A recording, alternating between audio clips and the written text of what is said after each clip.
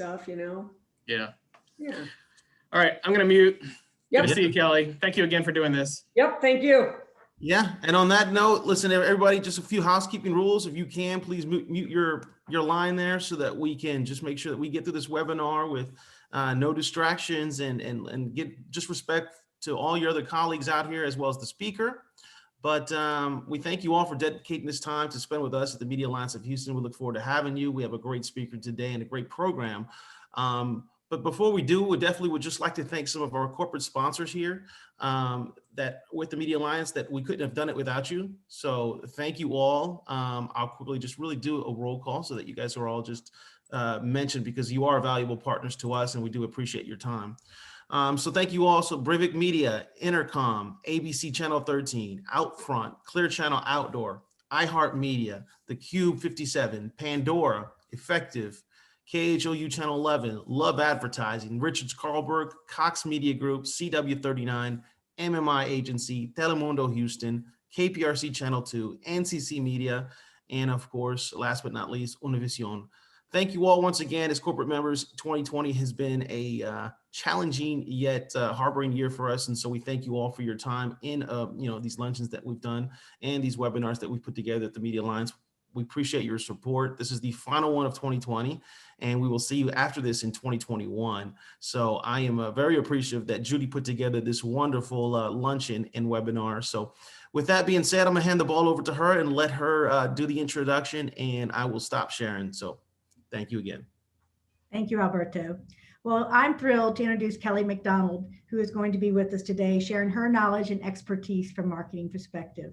Kelly McDonald is considered one of the nation's top experts in marketing, the consumer experience, and consumer trends. She is the founder of McDonald Marketing, which has twice been named one of the top ad agencies in the U.S. by Advertising Age magazine and ranked as one of the fastest growing independently owned companies in the U.S. by Inc. magazine. Her client experience includes brands such as Toyota, Chubb, Kimberly-Clark, Nike, Harley-Davidson, Miller Coors, and Sherwin-Williams. Kelly does hundreds of speaking engagements each year, both in person, well, before pre-COVID in person, and virtual keynotes and webcasts for clients. She has been featured on CNBC, in Forbes, Bloomberg, Businessweek, Fast Company, and on CNNmoney.com and more. She is the author of 3 best-selling books on marketing, the consumer experience, and leadership. Her latest is How to Work With and Lead with People Not Like You. Kelly lives in Denver, and when she's not on the road speaking, she enjoys hiking and shopping for her high heels, which I have a fondness of as well. But real quick before I turn it over to Kelly, we're going to have Q&A at the end, so please submit your questions in the chat box. I will moderate those questions with Kelly, and everyone will get a copy of the presentation, so sit back and enjoy. May I introduce Kelly McDonald. Thank you so much. Hi, everybody. Thanks so much for having me. Thanks to Chris Caldwell for bringing me here. And he and I worked together 100 years ago at Chiat Day. So old colleague that is just always, it literally warms my heart to be reconnected. So thank you, Chris.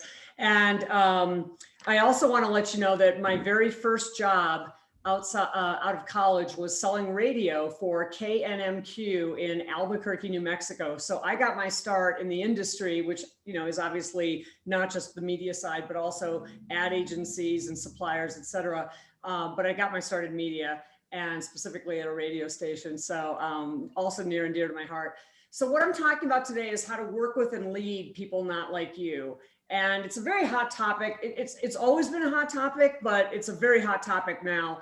And I think it's important that we acknowledge how diverse Houston is. I don't know if you know this, but 2 years ago, Houston eclipsed New York City as the most diverse city in the United States. Now, it's not necessarily the most diverse city in the world, Toronto is, but in the United States, it has eclipsed New York City, which was, the place where all immigrants came and, the founding fathers, et cetera. So Houston really is a picture of the world, and this is an important topic. So let me just start with a little bit of table setting, and that is the census has been tracking diversity with what they call the diversity index for a few decades. And all it means is if I grab any 2 people at random anywhere in the United States, what's the likelihood that those 2 people will be of different races or ethnicities?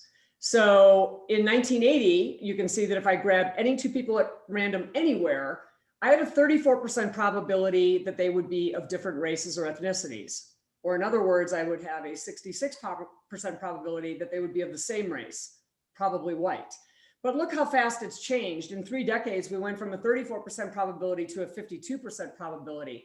And although the full census report has not yet been released for 2020, in July, the census did release their estimate and forecast for what the diversity index for this year would be, and that is 65. So there's 2 trends that are going on here. One is we're becoming more diverse. The second is the pace at which we are becoming more diverse is speeding up. These are not fads, they're trends.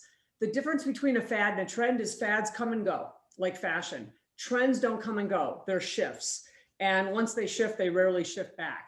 So here's a fun fact. I spend a lot of time with demography, and I feel like I know numbers pretty well on this stuff, but this one surprised me. 1 in 6 marriages now in the United States is to a spouse of a different race or ethnicity. Wow. I would have guessed like 1 in 20. I never would have guessed 1 in 6. And what's interesting to me about this is it wasn't that many decades ago that this simply wasn't done. And now, obviously, we marry whoever we want to and whoever we love, and it's 1 in 6. But it's not just racial and ethnic diversity that we're talking about. I mean, it is, but we're becoming diverse in many, many ways, politically, socially, fiscally, increasingly with a shrinking middle class, and religiously. But I don't like to talk about diversity in that way. I prefer to talk about it as people not like you. And here's why. In my experience, when I say the D word, diversity, people tend to immediately think of racial and ethnic diversity, or they think of what I call the big 5, which is race, ethnicity, gender, age, and sexuality. That's the big 5. But I believe any way that you can be different from me is diversity. So if you have kids and I don't, we're going to be pretty different. And that has nothing to do with the color of my skin or how old I am or my gender. It has to do with I'm not a parent and maybe you are. So here's some ways that you might not have thought about diversity from the people that you work with. How about introverts versus extroverts? So I'm an extrovert, you can probably tell. My husband is an introvert. He hates people. He doesn't even like to answer the door. And so we're very, very different. How about creative versus analytic thinking? Somebody who's an engineer is very different than somebody who's a graphic designer. Someone who is a lawyer is very different than someone who's in sales. And so we are different that way. How about morning people versus night owls? Right? I've always felt sorry for the night owls because I feel like the working world is set up for morning people with, conferences and meetings that begin at 8 or 9 in the morning, and that's not their peak time. How about a small business owner versus a large corporate executive? For those of you in sales, you know this to be true. Large corporate executives have many more layers to a sales approval process, and a small business owner simply doesn't. Regional differences. North is different from South. East Coast is different from the West Coast. Communication styles. We're all communicating with each other, but we don't all want things the same way. Some people want to have a face-to-face meeting, even if it's video. Others are like, why do we need to do that? Just email me. And one of my favorites, Apple versus Google people, right? We're very different in that sense.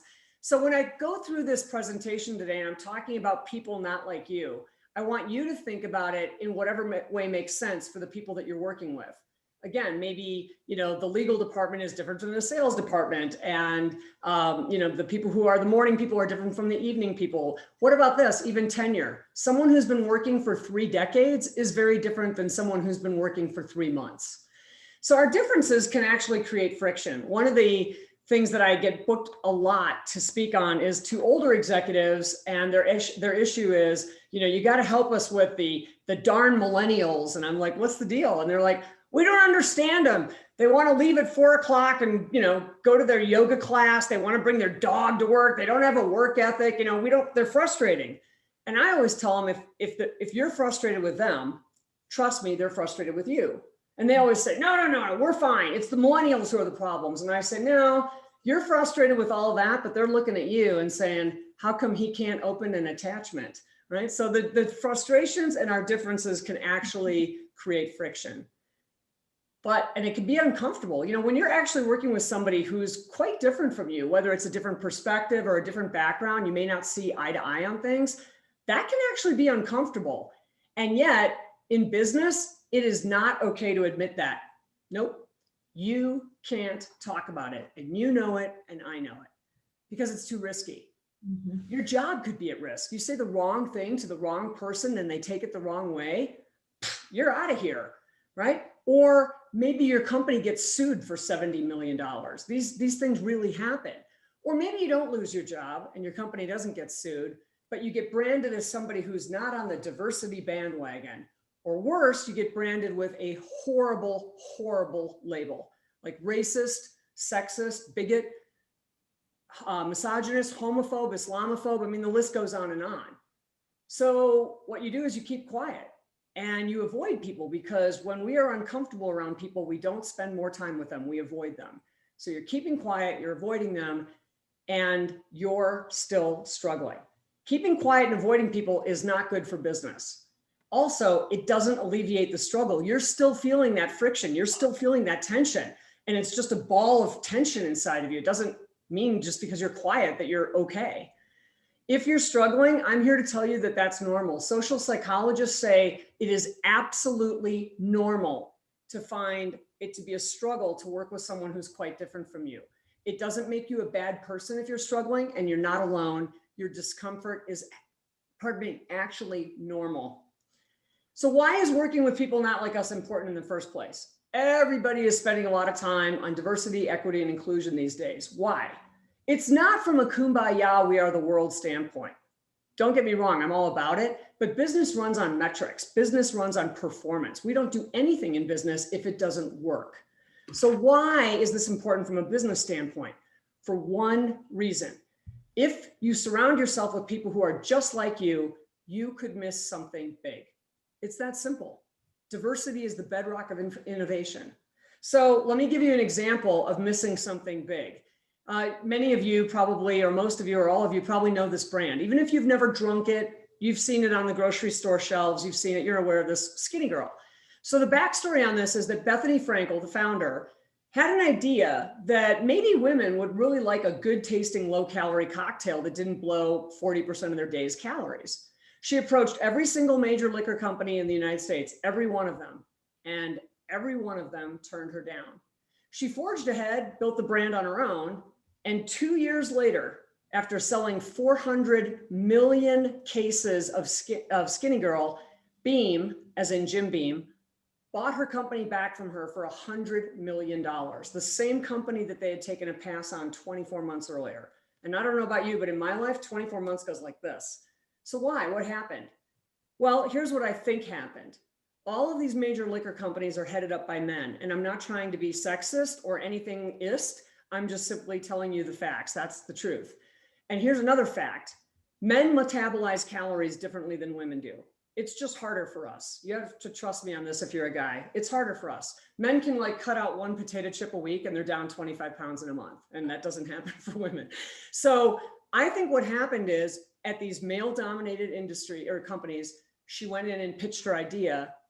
And it wasn't that they said, oh, that's a stupid idea. They just simply couldn't relate. They couldn't imagine that there was a market for this. They couldn't imagine that this would be important to anybody.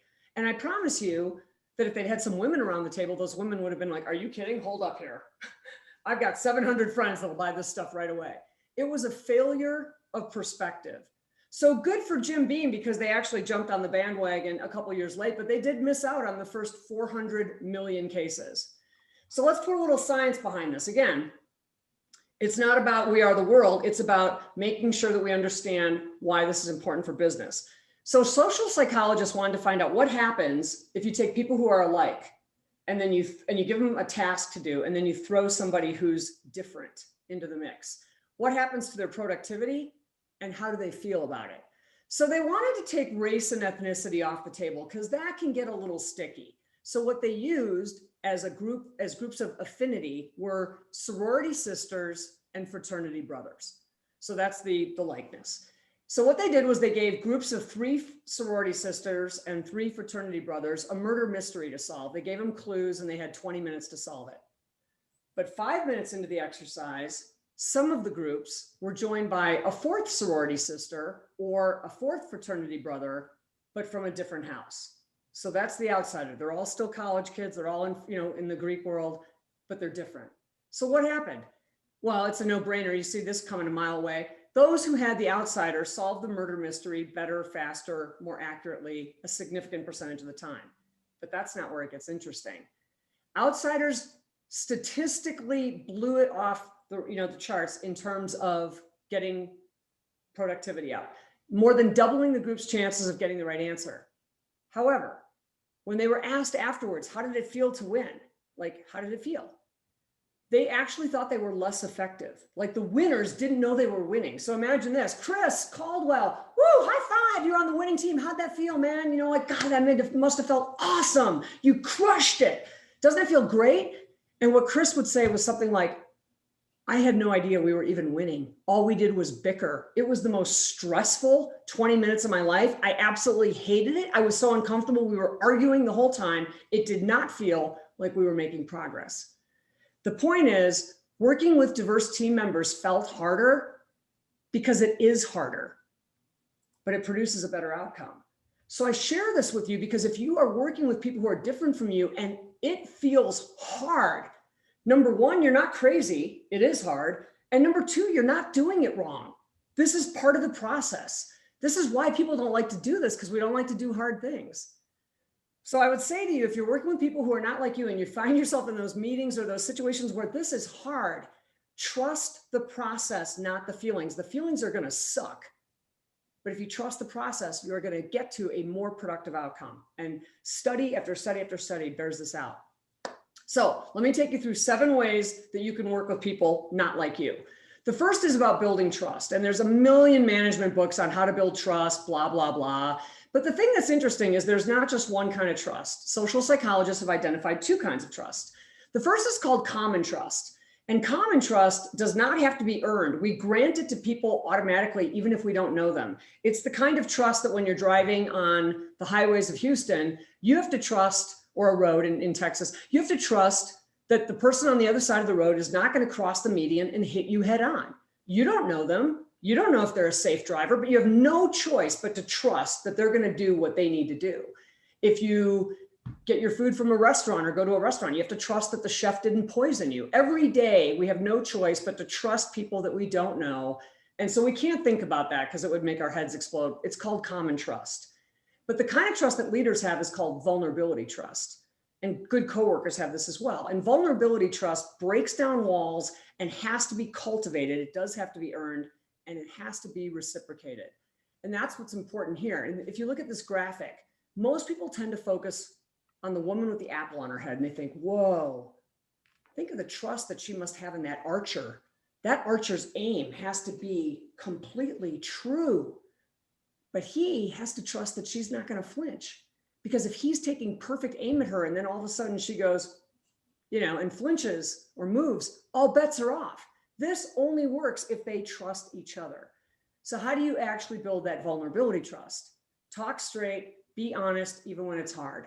There's a saying in leadership, which is anybody can give good news. Good news is fun to give. Hey team, I got great news. The real test of your leadership is how you deliver bad news.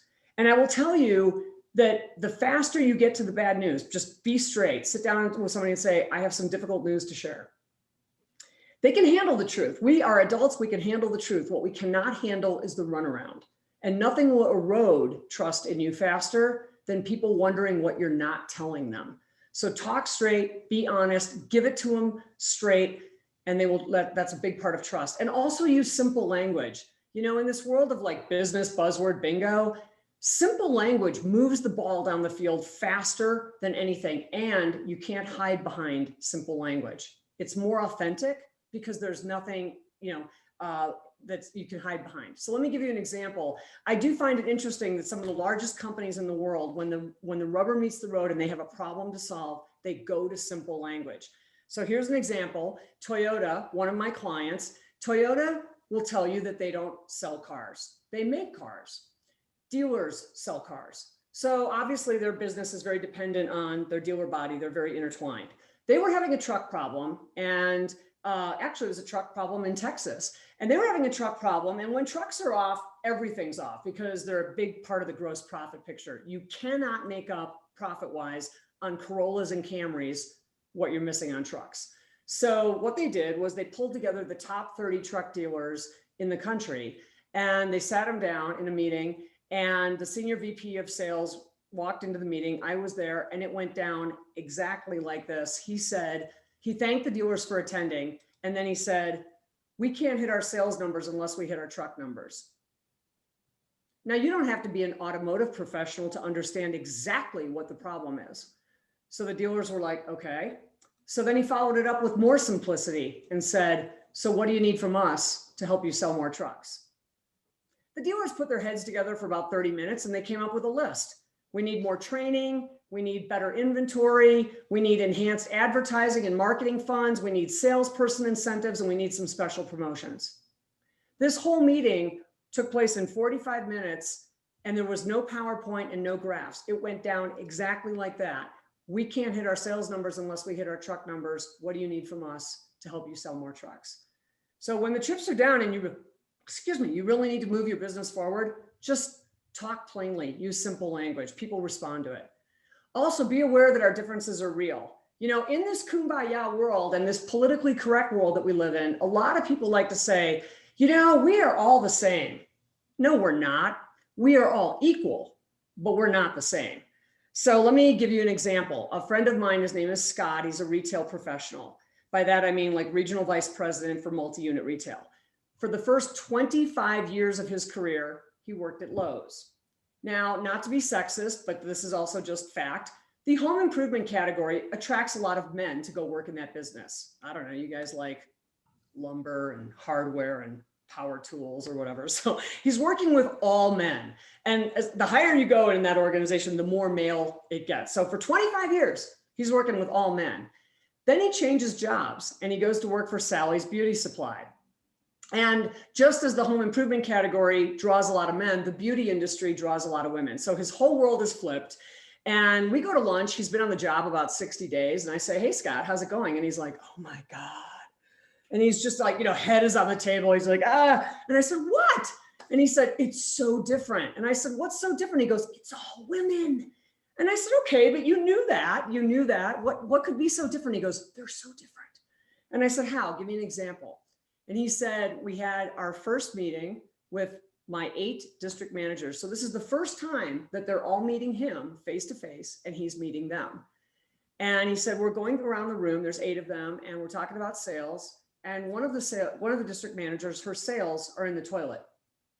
So he starts talking to her about this and she starts crying. And I said, you don't mean crying. You meant like whining, right? Or maybe even a little defensive. And he goes, no, Kelly, tears, she's crying. And I said, wow, what did you do? And he said, I had no idea what to do. In my 25 years at Lowe's, nobody ever cried over sales. And I said, but seriously, what did you do? You must have done something. And he said, I did the only thing I could think to do. And I said, talk to me, tell me what's going on and how I can help. And if you break this down, it's absolutely genius. Talk to me. Let's get a conversation going. What's going on? Which gets to the heart of the problem so I can help you. He did not say, why are you crying? Which would have only made her clam up. And what he found was by asking it this way, is he learned that she was not crying over sales. She was upset. And for some of us, when we get upset, it manifests itself in our eyes. We get emotional and it actually looks like water in our eyes. And then of course, if you're a woman, you go, don't cry, don't cry, don't cry. And you're trying, but it literally is a physical manifestation of an emotional reaction of being upset. So that's what he was seeing. And what he found was that she was upset, not about her sales. She felt like she was letting her new boss down. That's very different. And once he learned that, he was able to reassure her and say, you're not letting me down. I've seen your track record. You're one of the most accomplished district managers in the country. I'm looking forward to working with you. But clearly there's something going on in your market that's affecting sales. So let's talk about that. My point is, again, we are all equal, but we're not the same. So for those of you who are in sales, listen up. These are the most popular slides that I have in any presentation. And you may not remember me, but you will remember this. And it's not just about sales, it's about working with women and working with men, or selling to women and selling to men. So fact, women value expansive choices and seeing all of our options. We are not overwhelmed when we're given lots of options. Actually, it's the opposite. We feel empowered. I can look at 175 different colors of blouses, and I know I want the tangerine one, and I know it because I looked at all 175, and that's the one I want. Men, on the other hand, want their choices simplified. I always make a joke about, I'm sorry, you guys, there's a reason that your clothes only come in 3 colors, you know, black, navy, khaki. I mean, look at you. And so the fact of the matter is the magic number for men is 3, not 2, not 4, 3. Fun fact, men buy more electronics than any other consumer group. More flat screens, phones, cameras, you know, anything. Haven't you ever noticed that when you go shopping for electronics, or as we approach the holidays, seeing the ads, all of the pricing is done in groups of 3. Even stuff that's not electronics, that's heavily marketed to men like tires, is done in groups of 3. Why? Because it works. So here's how you might use this if you're in sales. If your client is a woman, let's say it's Judy, and I might say, Judy, and Judy says, Kelly, I want you to, you know, go look at places that we could have our meeting next year. And so she tasks me with that, and I go, and I come back to her and I say, Judy, I looked at 12 different venues. Let me know when you have some time. Let's block an hour and I'll take you through what I learned. She's going to be great with that. Now let's say that Chris Caldwell is my client or whatever, and he says the same thing. He says, Kelly, go out and find a place to have our meeting next year. I would come back to Chris and I would say, Chris, I looked at 12 different venues. Let me walk you through my top 3 recommendations. So what I did there is I want to make sure in all cases that I get credit for the work. I made sure that they both knew that I did 12. For the man, I'm going to narrow it down to 3. And what you as sales professionals can do is you can say, our 3 most popular programs are, our 3 most popular packages are, our 3 newest programs are, whatever. Narrow it down to 3 for a man and you will be amazed how far you'll get. Now, these are broad stereotypes. So you might say, well, what if my male client wants more information? If he wants more, give him more, but start with 3. We don't all neatly fall into these buckets. You know, I'm actually more like this. I'd rather have 3, and my husband would rather actually have the expansive things, but we're in the minority. Most men would prefer this, and it's 3, and most women like expansive choices. So you can also use this with your spouse at home. You know, when you're trying to figure out what's for dinner, you know, she wants to know all the options and he would rather be told, do you want to have burgers or Mexican or Thai? Just give him 3 and you'll at least be able to make a decision on dinner. What about giving people what they want? Yeah, gee, what a concept, you know, like if you're actually trying to work with somebody not like you, give them what they want. And so I think it's interesting that even some of the largest global companies don't do everything the same way. Burger King adjusts its menu. If you go to New York City and you get their breakfast sandwich, it's served on a bagel. And in Birmingham, Alabama, that same sandwich is served on a biscuit. So it's the same kind of thing. It's a breakfast sandwich, but they just tweak it a little bit to give people what they want. One of the things that people want right now is personalized communication, and it's all we have. So it's really important. So video conferencing and phone calls like this are obviously the common connection points.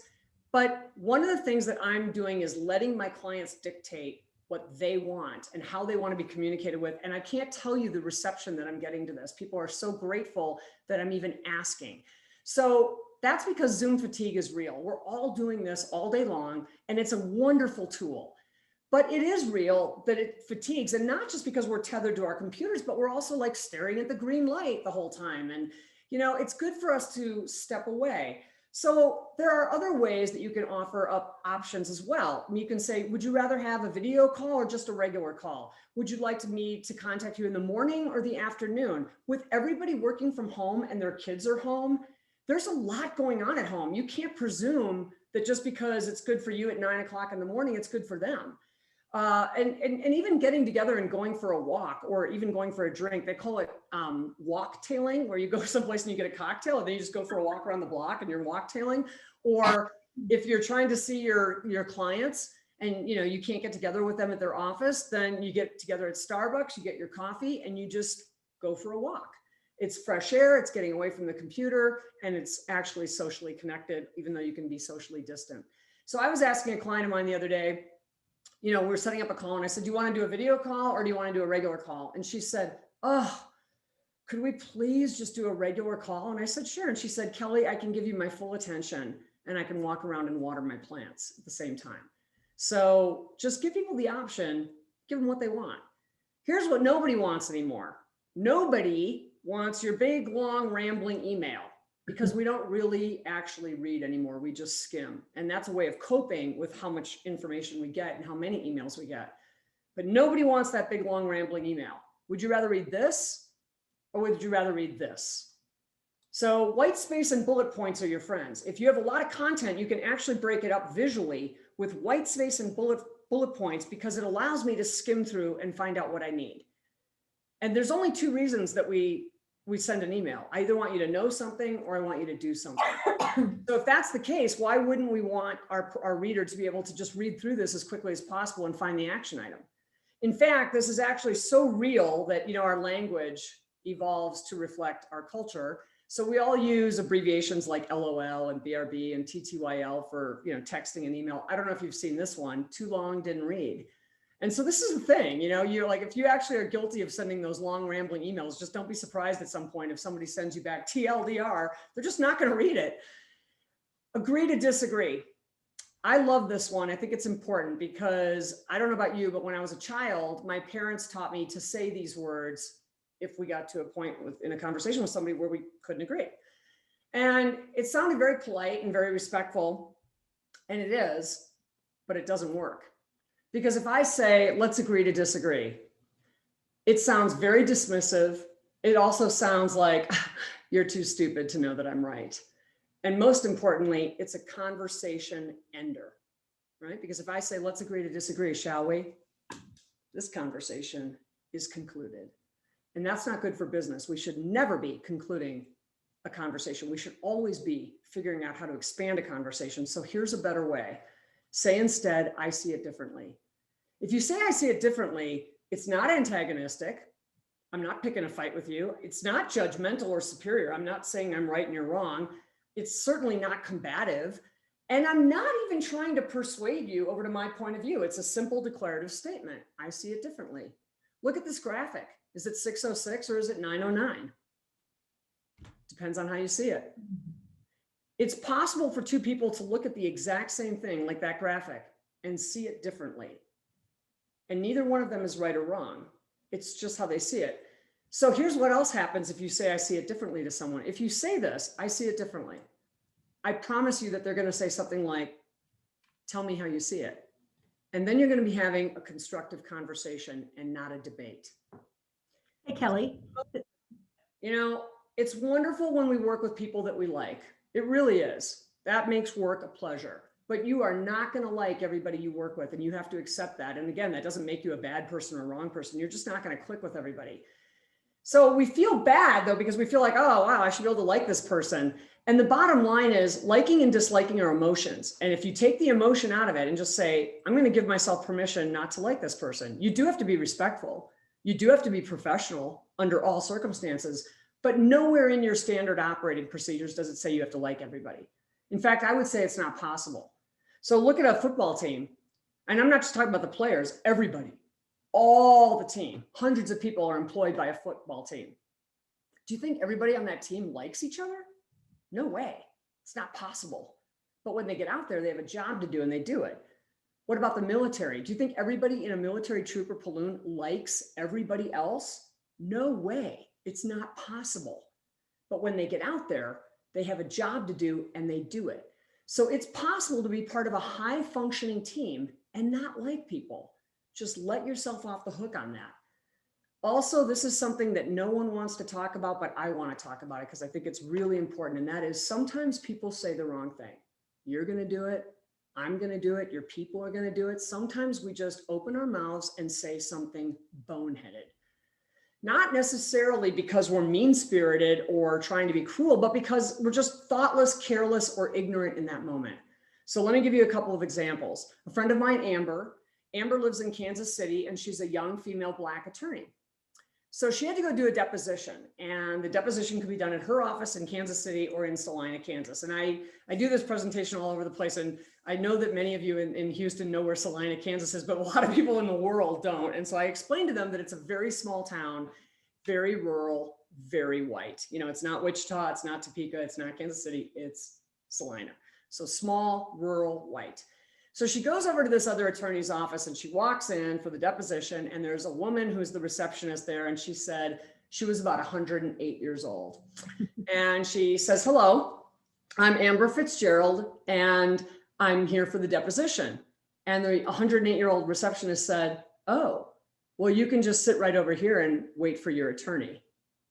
Oh my gosh. And then Amber said, no, I am the attorney. I'm Amber Fitzgerald with Fitzgerald, Henderson, and blah, blah, blah. And then the woman said, oh, I didn't know they let paralegals do depositions.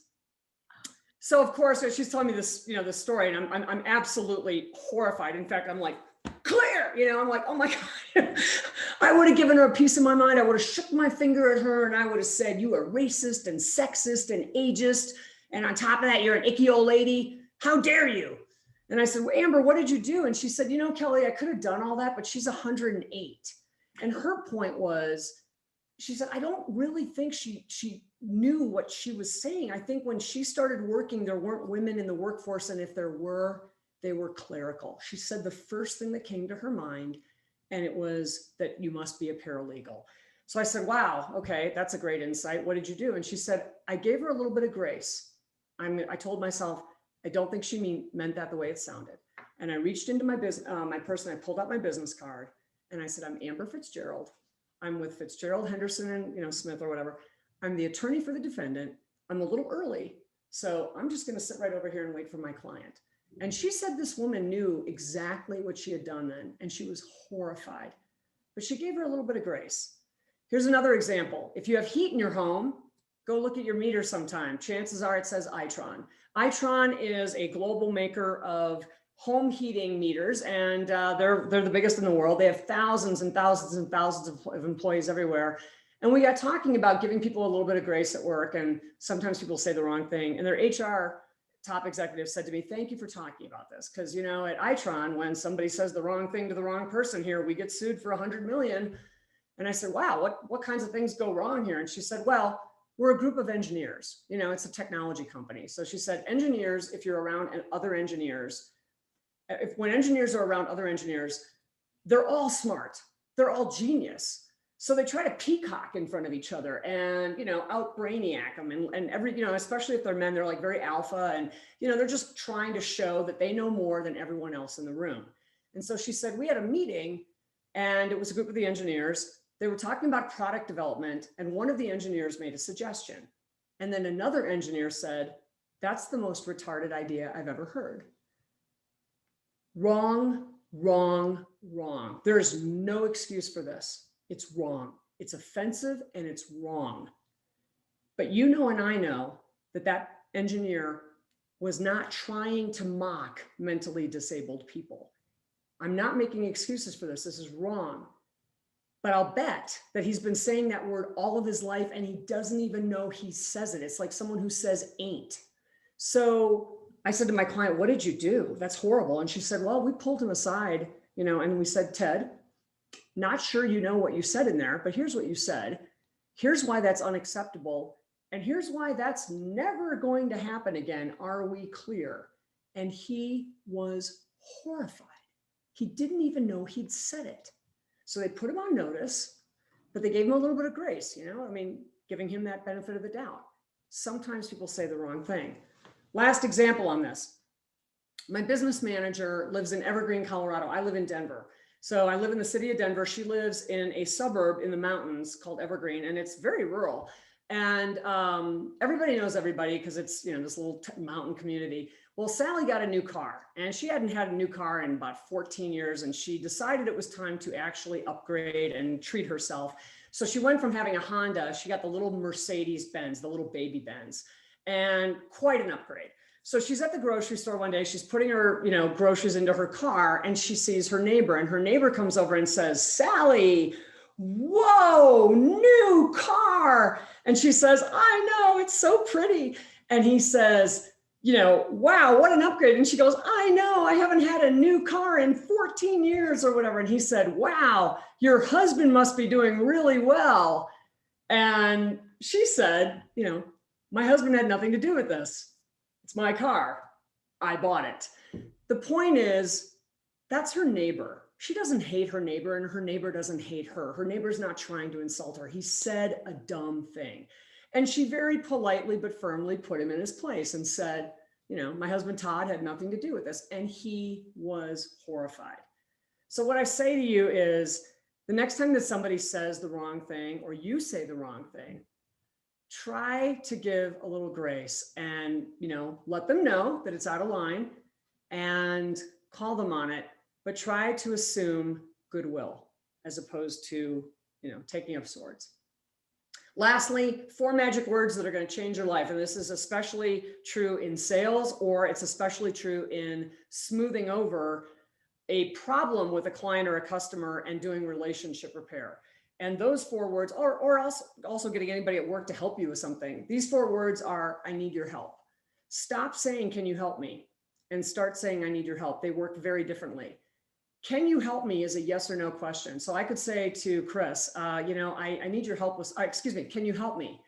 And he might say, I'd love to, Kelly, but, you know, I got to get these numbers to Judy by 3. And you know how she gets when she doesn't get the numbers in time, like, you know, woo, you know, I would do anything for you, Kel. Love you like a sister, but my back's up against the wall, gotta go.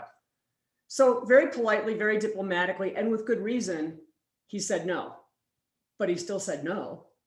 If I said to him instead, Chris, I need your help. Here's what I promise he would say. Something like, what do you need? What's going on? How can I help? I need your help is not answered with a no. I need your help is answered with somebody probing more and going, what do you need?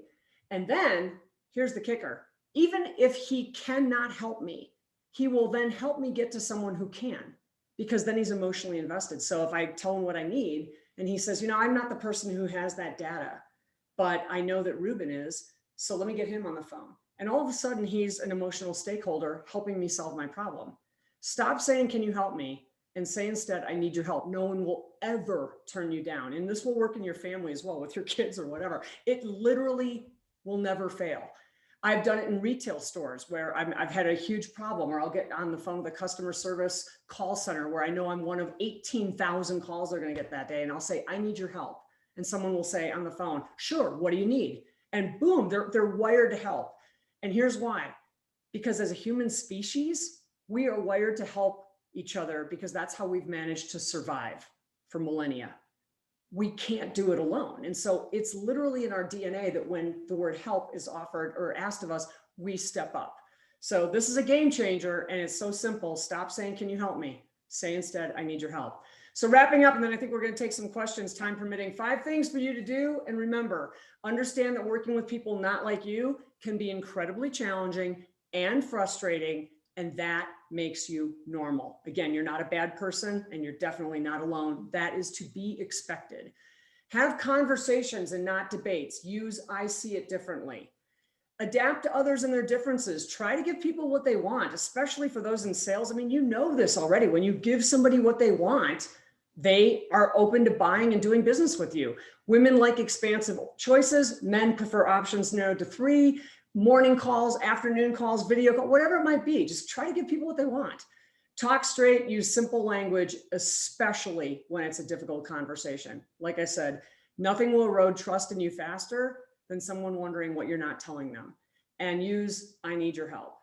So that's it. I want to leave you with my favorite quote of all time. It's an African proverb that says, if you want to go fast, go alone.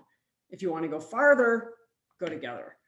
And lastly, I have a book on this topic. If you found this session helpful, the book has more. And every speaker in the world is going to tell you that they have a best-selling book. Mine's an actual bestseller. And so it's available on Amazon or wherever books are sold, and you can get it there. And it's a 90-minute read. It's 130 pages. So that's what I've got. Here's my contact information. Do we have time for questions, Judy? Absolutely. I'm going to read a few right now, if you don't mind. The first one is from your favorite colleague, Chris Caldwell. You've touched on political diversity. In the wake of the most polarized election period in the US, how do we not let the extreme left or right views cloud our perceptions of coworkers and business colleagues? Should I unfriend all the people opposing views on social media? I'm trying hard not to judge the idiots. Yeah, it's hard and it's exhausting. And I think every one of us is just over it. You can do that. You can, if things are upsetting to you, and I think there are degrees of everything, right? So let's just say you're on the right and you've got somebody on your feed who's on the left. There's a difference between being on the right and the left and being like extremely right and extremely left and saying upsetting things. And what I believe this year especially calls for is resilience. My word that I've been hanging on to is resilient. I am not going to let this thing get the best of me. And consequently, if what helps me be resilient is to cut out the toxic people in my life, I don't have very many of them, but if they're toxic, I don't need them anyway. However, I do believe that we can all gain something by being exposed to alternative viewpoints. If you just stay within that group of people who everything that you say, they go, yeah, right on. You just tell it like it is. You're never, ever going to even explore another aspect of a situation or an issue because no one's ever challenging you on that. So I think as long as we can respectfully agree or disagree, or, I see it differently, I think it's a good thing. It takes a strong stomach on social media. I mean, I will tell you, I think that's kind of where the crazies go. And I try to put some pause between me and the fringy people. I don't need that. But I will also tell you that I do 75, 80 engagements like this year. I am dealing with thousands and thousands of business professionals every year. And what I find is that people are generally reasonable and generally centrist. Like, it's really not that common for people to be super far right, super far left.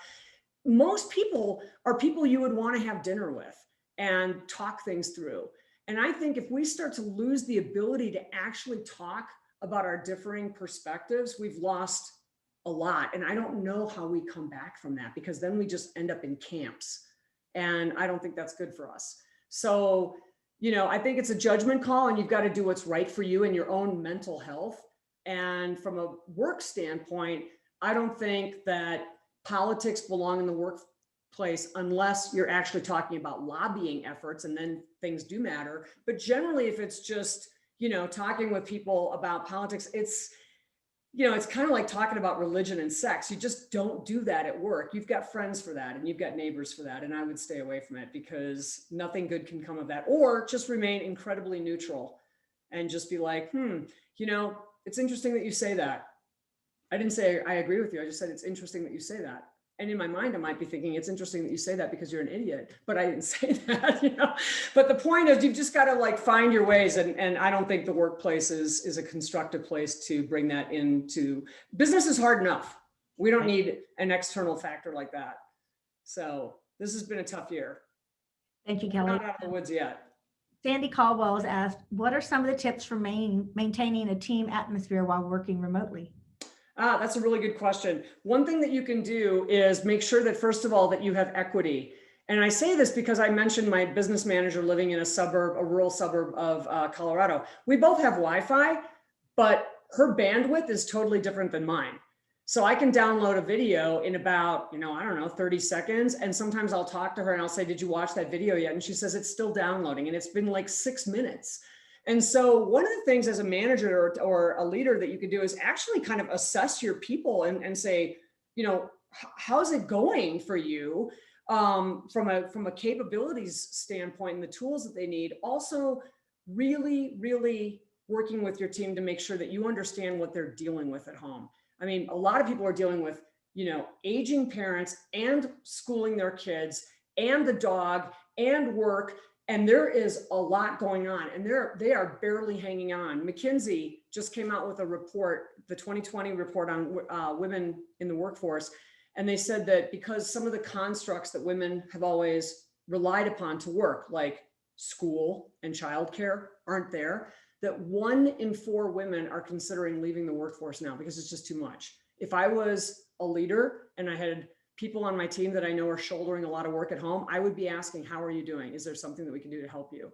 Another thing that you can do is, I don't know if you know this, but every single program like Zoom, WebEx, Microsoft Live, Teams meetings, all that kind of stuff, they all have closed captioning. And one of the things I'm seeing a lot, and it's free, is that you can do closed captioning for a meeting, which if you have like 12 or 15 people on a call, even if you don't have hearing loss, it's just very good to be able to see what people are saying. Also, all these calls are recorded.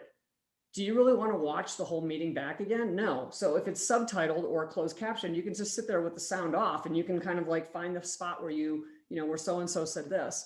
And so I think the other thing too is letting people know that there's a place and space for deep thinking. Companies have come to realize that very quickly, that our days filled up with Zoom calls. And what they found is that people didn't have that downtime, that quiet time to actually think. So what a new trend that we're seeing in business is companies that have no meeting Monday, or they won't have meetings till like 2 p.m, and they won't have meetings on Fridays, because they're like, we want you to have some time to just think. And I think also any way that you can get people away from the computer is good too.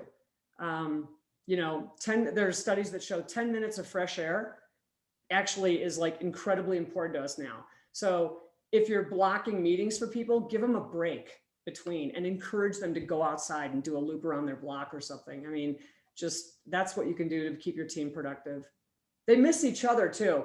If you can find ways for them to connect with each other, and charitable efforts in communities are a huge hit, because the teams can work together, let's say doing something for a food bank, and they also are doing something good and they don't feel so helpless. One of the things that is the biggest stress that everyone's going through right now is that we don't feel in control of this thing. This COVID thing is bigger than us. We don't know when it's going to end. We don't know. And so that lack of control leads to chronic stress. And so if you can take some of the stress out by saying, we're going to get you outside, we're going to go pack food bags for the food bank, and people get to actually work with their teams, that they love that. They miss each other. That's great, Kelly. And we so appreciate your expertise in marketing, consumer trends, and consumer behavior. I feel like there's been a lot of great takeaways for our team and membership here. All of you on the call, we will be sending you the deck for your own reading pleasure. And just a big shout out to Kelly for taking time to join us. Amazing. Thank you. Thanks to Chris for setting it all up. Thank you so much for having me. Thank you all.